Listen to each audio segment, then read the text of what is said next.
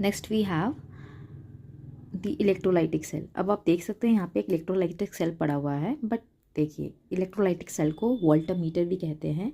और ये electrolytic cell होता क्या है, ये एक नॉन कंडक्टिंग वेसल है जिसमें 2 इलेक्ट्रोड इमर्ज रहते हैं। These are the electrode.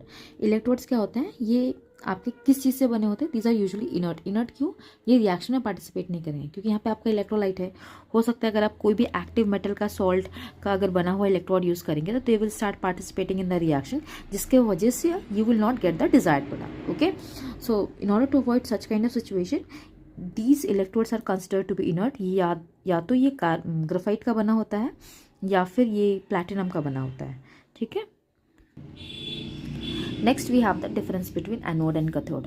अब एनोड जैसे मैंने आपको बताया था, it is the positive terminal of the battery. Anions will come towards the anode. Anions negatively charge होते हैं तो positive terminal will attract them. और एनोड में हमेशा आप याद रखिए oxidation will take place at anode. At cathode, it is the negative terminal of the battery. Cations will get migrated towards it, and here at cathode, reduction takes place. Now understand what is the difference between cation and anion. देखो atoms which carry positive charge they are called anions, cations sorry, जिसमें positive charge होगा। Ion which carries positive charge उसको cation, और जिसमें negative charge होगा उसको अनायन बोलेंगे।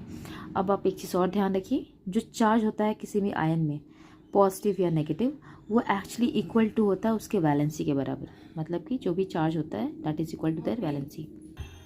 The next topic we have is oxidation.